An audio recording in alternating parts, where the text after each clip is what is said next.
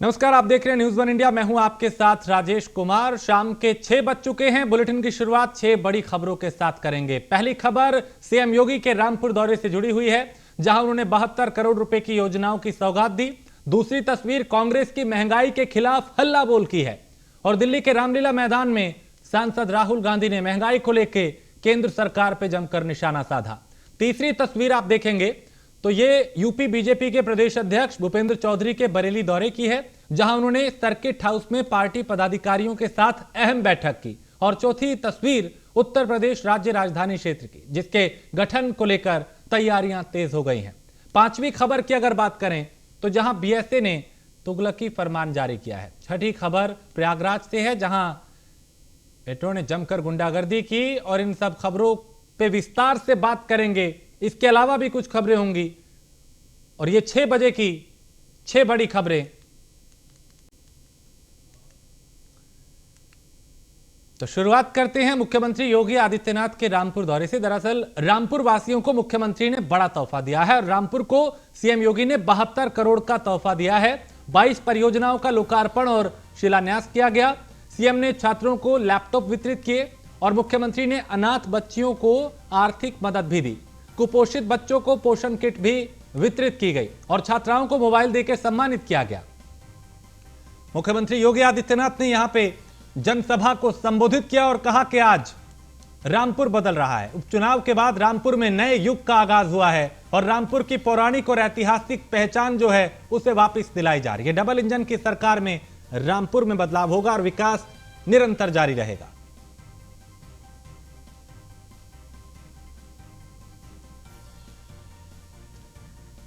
तो रामपुर के पौराणिक और ऐतिहासिक पहचान रही है। मुख्यमंत्री ने इस बात का जिक्र किया और इस पहचान को बनाए रखना होगा।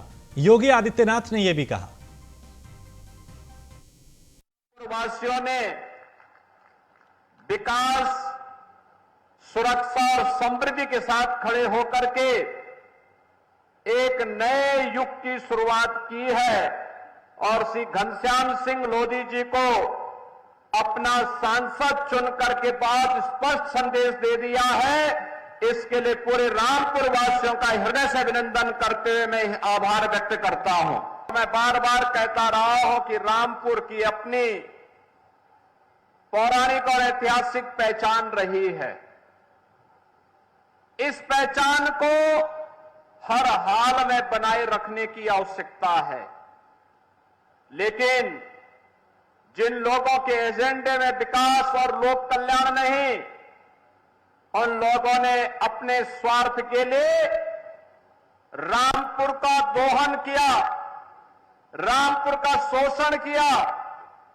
विकास की परियोजनाएं रामपुर को ध्यान में रख करके नहीं, लोक कल्याण को ध्यान में रख करके नहीं, गांव, गरीब, किसान, नौजवान, महिलाएं और समाज के विभिन्न तबके के हितों को ध्यान में रख करके नहीं, बल्कि व्यक्ति केंद्रित बनाते हुए शोषण का जरिया उन्हें बनाने का प्रयास किया गया, जिसने विकास के पहिए को थामने का कार्य किया और अंततः उसकी दुर्गति उन्हें भुगतनी भी पड़ रही है। भाइयों बहनों, मैं आज आपको आश्वस्त करने के लिए आया हूं कि आपने विकास और सुरक्षा के नाम पर Bharatiya Janata party double engine सरकार को अपना सहयोग और अपना समर्थन दिया, अपना आशीर्वाद दिया। उस आशीर्वाद और सहयोग के लिए आपका आभार व्यक्त करते हुए आपको आश्वस्त करने के लिए मैं आया हूं कि हर हाल में विकास की योजनाएं अब रामपुर में बिना भेदभाव के आएंगी। इनको कोई रोक नहीं सकता है। रामपुर अब बदल रहा है। रामपुर ने प्रधानमंत्री जी के विजन को अमृत सरोवर के माध्यम से देश के अंदर पहला कार्यक्रम करके देश के सामने मैसेज दिया कि अगर करने की इच्छा शक्ति होगी तो परिणाम भी हमारे साथ जुड़ जाता है। और प्रधानमंत्री जी ने मन की बात में यहां के अमृत सरोवर की चर्चा करके रामपुर को एक नई पहचान देने का काम भी किया है। और वहीं बिजनौर दौरे पर रहे सीएम योगी आदित्यनाथ ने मेडिकल कॉलेज का जायजा लिया। इस दौरान महात्मा विदुर मेडिकल कॉलेज के सभागार में उद्यमियों के साथ अहम बैठक भी की। हालांकि इससे पहले मुख्यमंत्री ने जनप्रतिनिधियों और पार्टी पदाधिकारियों से मुलाकात की थी। साथ ही अधिकारियों के साथ बैठक कर विकास कार्यों की समीक्षा भी की। वहीं वृक्षारोपण कर मुख्यमंत्री ने पर्यावरण का संदेश भी दिया।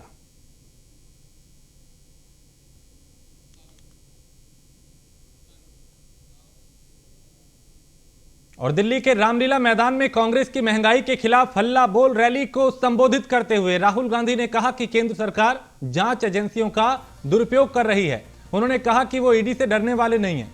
राहुल ने कहा कि हमने यूपीए सरकार में 27 करोड़ लोगों को गरीबी से निकाला, लेकिन अब मोदी सरकार ने वापस 23 करोड़ लोगों को गरीबी में डाल दिया है। उन्होंने कहा कि 70 साल में कांग्रेस ने ऐसी महंगाई कभी नहीं दिखाई। राहुल गांधी ने यह भी कहा कि मोदी सरकार में केवल 2 उद्योगपति उठा रहे हैं इसका फायदा, और आपके डर और नफरत का फायदा इन्हीं के हाथों में जा रहा है। बेरोजगारी, देश में महंगाई और देश का पूरा धन 2 उद्योगपतियों के हाथ में। एक तरफ मीडिया का कंट्रोल, दूसरे तरफ प्रधानमंत्री पे कंट्रोल। वो भी नरेंद्र मोदी जी के खिलाफ काम करना चाहता है, चाहे कोई भी हो, विपक्ष की पार्टी हो, एक्टिविस्ट हो, एनजीओ का कोई व्यक्ति हो, उस पर पूरा का पूरा जबरदस्त आक्रमण होता है। ईडी, सीबीआई, इनकम टैक्स, ये सब के सब लगा दिए जाते हैं।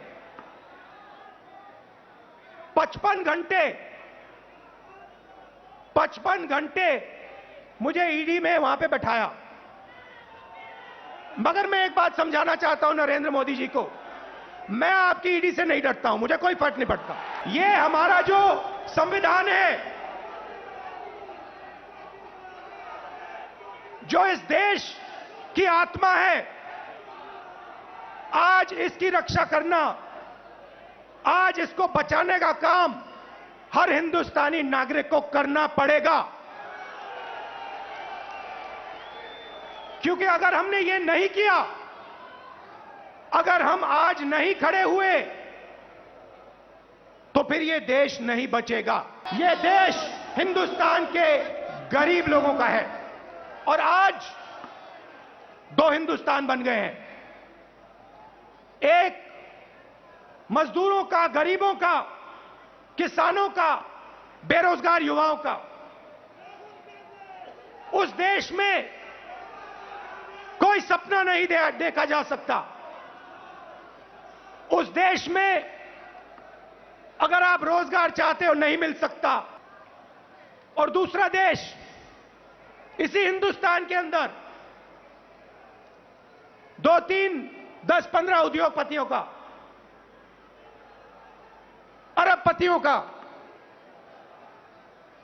उसमें आप जो भी सपना देखना चाहते हो देख सकते हो।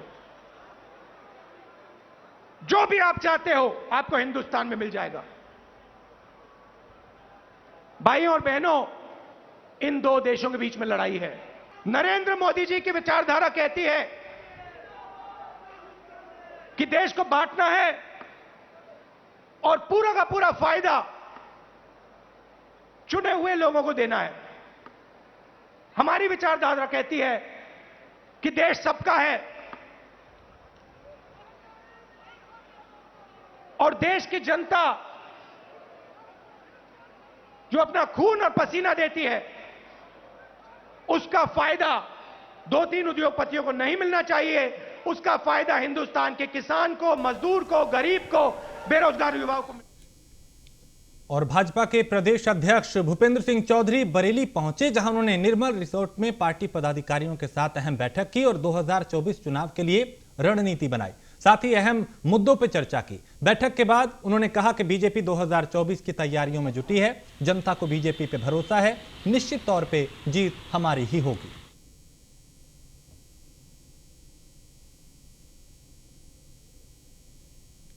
2019 में गठबंधन के सपा, बसपा, रालोद के गठबंधन, कांग्रेस भी गठबंधन में शामिल है। सबके गठबंधन के बाद प्रदेश की महान जनता ने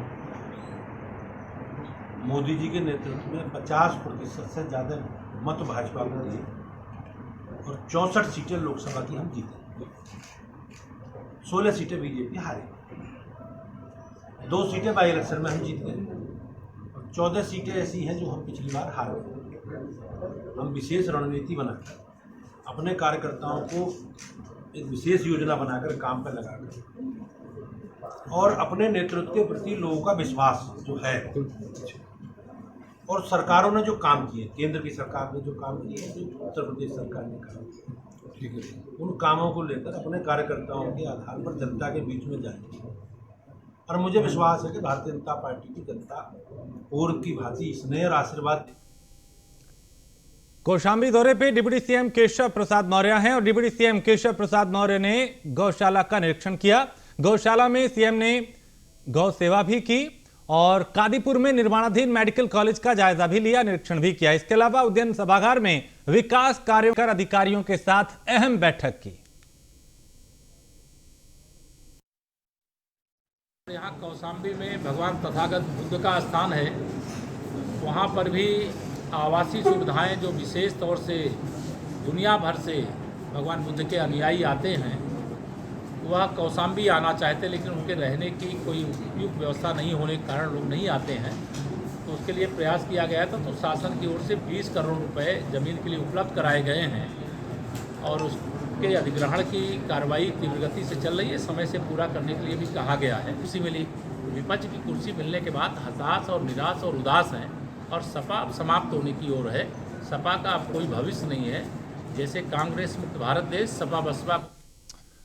2024 लोकसभा चुनाव को लेकर बीजेपी ने अपनी तैयारियां तेज कर दी हैं और इसी बीच अब प्रदेश के कैबिनेट मंत्री नंद गोपाल नंदी का बयान सामने आया, जिसमें उन्होंने 2024 लोकसभा में बीजेपी की जीत का दावा किया, साथ ही कांग्रेस पर निशाना साधा और कई गंभीर आरोप लगाए।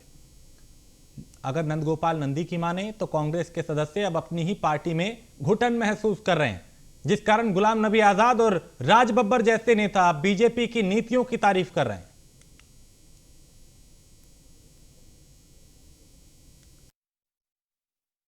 आज पूरी देश ने कांग्रेस को नाकार दिया। कांग्रेस अपना घर नहीं बचा रही। राज बब्बर का ट्वीट आप बता रहे हैं, गुलाम नबी आजाद जी जा रहे हैं, वो रैली करने जा रहे हैं, बहुत सारे कांग्रेस के लोग उनके साथ जा रहे हैं। तो जो है ही नहीं उसके बारे में क्यों चर्चा कर रहे हैं? देश में एक नई तरह की घटना है, धार्मिक उन्माद में हमले हो रहे हैं सर, जगह जगह। बरेली में भी घटना हुई है सर इस तरह की। तो इनको कैसे देखते हैं? माहौल कौन खराब कर रहा है सर इस तरह से देश में? उत्तर प्रदेश में जो भी कानून को हाथ मिलेगा उसको खिलाफ रहे हैं। आज पूरी महाराजगंज में परिषदीय विद्यालयों की बदहाल व्यवस्था सुधारने में नाकामयाब रहे बेसिक शिक्षा अधिकारी की तरफ से एक तुगलकी फरमान जारी किया गया है, जिसके तहत अब सरकारी स्कूलों की बदहाली दिखाने के लिए पत्रकारों को अधिकारियों से अनुमति लेनी होगी। बता दें कि बीएसए के इस फरमान के बाद पत्रकारों में काफी आक्रोश देखने को मिल रहा है। तो यहां पे सच्चाई दिखाने के लिए भी अब अनुमति लेनी होगी, क्योंकि सिस्टम की पोल खोलते हैं लेकिन अब वो यहां पे तुगलकी फरमान सुना रहे हैं। उन्हें यह नहीं पसंद कि कोई पत्रकार हकीकत दिखाए। तो महाराजगंज से खबर है, जहां बेसिक शिक्षा विभाग के जो अधिकारी हैं उनका यह तुगलकी फरमान, पत्रकारों को अधिकारियों से पहले अनुमति लेनी होगी स्कूल की बदहाल व्यवस्था दिखाने के लिए। तो भ्रष्टाचार को छिपाने के लिए बीएसए का ये तुगलकी फरमान है,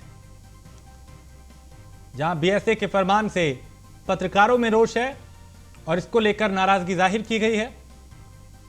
बेसिक शिक्षा अधिकारी का यह फरमान जो बता रहा है कि कैसे सच को दिखाने से रोकने की कोशिश की जा रही है, क्योंकि कई बार बदहाल स्कूलों की जो तस्वीर है वो सामने आई है मीडिया के जरिए और अब उस पर रोक लगाने की कोशिश की जा रही है।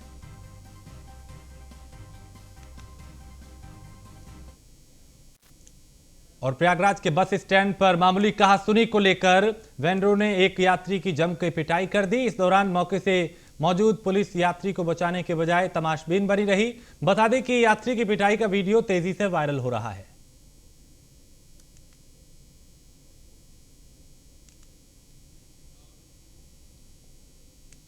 आगरा के शाहगंज राजकीय बाल गृह में काउंसलिंग के दौरान नाबालिग बच्ची ने चौंकाने वाले खुलासे किए हैं। नाबालिग ने अपने ही पिता और भाई पे शारीरिक शोषण का आरोप लगाया है। नाबालिग के माने तो पिता और भाई से बचने के लिए वो एक युवक के साथ भाग गई थी और पकड़े जाने के बाद पिता और भाई ने उसे देह व्यापार के कारोबार में डालने की कोशिश की। नाबालिग ने बताया कि देह व्यापार के लिए उसे कोलकाता और दिल्ली भेजने की भी कोशिश की जा रही थी।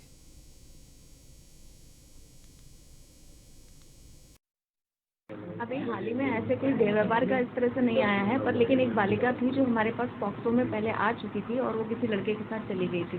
तो लेकिन बाद में हमने जब उसका पता लगाया तो उसके घर के लोग ही उसके साथ गलत काम कर रहे थे। उसका खुद का भाई ही उसके साथ गलत काम कर रहा था और इस डर के मारे वो इस लड़के के साथ भाग गई थी क्योंकि उसको वहाँ पे सुरक्षित महसूस कर रही थी। लेकिन अभी फिर वो लड़की जो है, जब हमने उसको उसके माँ बाप के साथ दे दिया और उसके भाई को हमने एक शपथ पत्र लेते हुए और उससे अलग रखने की रियायत देते हुए उसको वहाँ रखा गया, तो हम उसके फॉलोअप में हमने ये पाया कि वो बच्ची जो है वहाँ सुरक्षित है और बीच में उन्होंने उसको वापस से देह व्यापार में लाने का।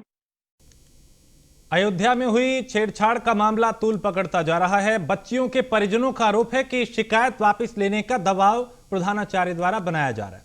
वहीं जबकि न्यूज वन इंडिया से बात करते हुए प्रधानाचार्य ने कहा कि भ्रामक बातें हैं जो मेरे खिलाफ फैलाई जा रही हैं। मेरे द्वारा बच्चियों को नाम काट देने जैसी बात पूरी तरह से झूठी और भ्रामक है। सब सही है, जहाँ तक वो समझाई वहाँ तक सही है सब बातें। उनके ऊपर मेरा आरोप कोई नहीं है कि हम उनके ऊपर आरोप लगा रहे हैं। बस क्लास टीचर जो ने कहा, बच्चे जो उन लोगों बच्चों ने जो कहा, बस बच्चे उसी दहशत में आके हमसे कहने लगे, इसीलिए मीडिया वाले उस समय भी थे। तो इसी समय फिर हमारे बच्चे भी कह दिए जो कहना था।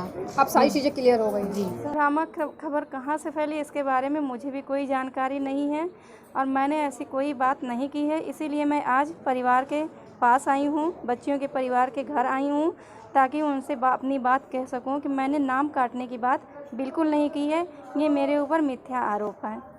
अगर कहीं से कोई उनको शक हो मेरे ऊपर तो मैं इसीलिए संदेह को एकदम समाप्त करने के लिए उन बच्चों से भी मिल रही हूँ, उनके घर वालों से भी मिल रही हूँ।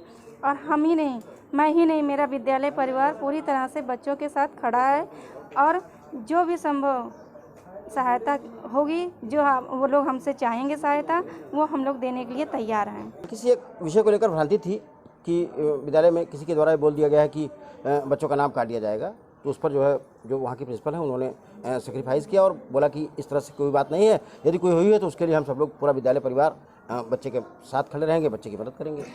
आगे भी जो योजनाएँ हैं उसके लाभ दिलाएंगे जी। जैसे कि आप यहाँ के पार्षद प्रतिनिधि हैं, उसमें 2 की गिरफ्तारी हुई है, तीसरे की नहीं हुई है, उसके लिए आपका क्या कदम है? अभी तो प्रशासन ये कह रहा है कि हम सक्रियता से छानबीन कर रहे हैं। से क्या नाम है कि उत्तर प्रदेश में माननीय मुख्यमंत्री योगी आदित्यनाथ जी की सरकार है और क्या नाम है कि इसमें माननीय मुख्यमंत्री जी शासन प्रशासन बहुत ही युद्ध स्तर पर क्या नाम है बहु बेटियों के लिए कार्रवाई कर रहे हैं। ये जो घटना घटित हुई है ये बहुत ही शर्मनाक घटना है, लेकिन जिस बहादुरी से ये बेटियाँ आई हैं समाज में निकल करके, वास्तव में इन लोगों ने क्या नाम है रानी लक्ष्मीबाई का क्या नाम है कि अपने आप को वो किया और उन मनचले लड़कों को पकड़ करके खुद भी क्या नाम है कि पकड़ने का प्रयास किया और लोगों ने दौड़ करके उनको पकड़ा, जिसमें क्या नाम है पार्षद जी और सभी लोग पूरे लोग थे वहाँ पे। और उन लोगों में 2 लोगों की गिरफ्तारी हो गई है, अभी 1 की गिरफ्तारी बाकी है। हम लोगों का क्या नाम है शासन प्रशासन से कहने का यही है कि एक लड़का जो जिसके अभी तक गिरफ्तारी नहीं हुई है उसकी गिरफ्तारी की जाए 24 घंटे के अंदर अंदर। यदि गिरफ्तारी नहीं होती है तो निश्चित रूप से करणी सेना, युवा महाराणा सेना और हम राष्ट्रीय स्तर के खिलाड़ी भी हैं कबड्डी के, तो पूरा एसोसिएशन हम लोग क्या नाम है। और कासगंज पुलिस की बड़ी लापरवाही सामने आई है, जहां एसएन मेडिकल कॉलेज से कैदी फरार हो गया। इलाज के लिए कैदी को कासगंज से ले जाया गया था आगरा और पुलिसकर्मियों को चकमा देके ये कैदी फरार हो गया। एमएम गेट थाना क्षेत्र का ये पूरा मामला है।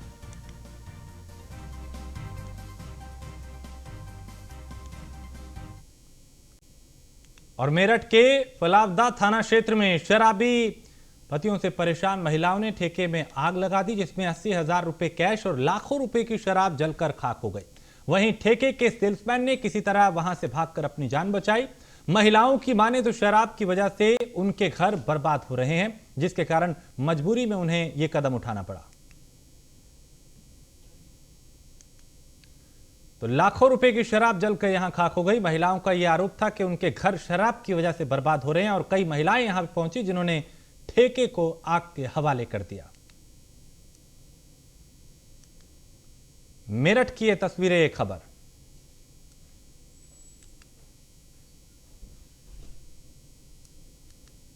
जहां महिलाओं का गुस्सा इस कदर बढ़ गया कि उन्होंने ठेके पे आके आग लगाने की कोशिश की।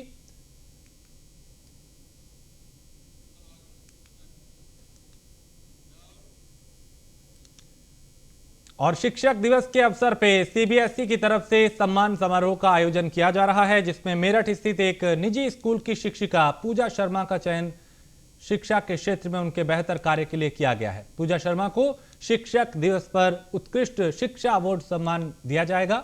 और आपको यह भी बता दें कि पूजा शर्मा गरीब बच्चियों को निःशुल्क कोचिंग देने के साथ साथ इंटीग्रेटेड लर्निंग पर भी काम कर रही हैं। पूजा शर्मा की तरफ से शुरू किए गए हैप्पी लर्निंग कॉन्सेप्ट छात्राओं के लिए काफी मददगार साबित हो रहे हैं। कंटेंट में होता है तो टिपिंग देखिए, आप कूलनेस देखिए, आप माउंटेन्स देखिए, माउंटेन्स में आपको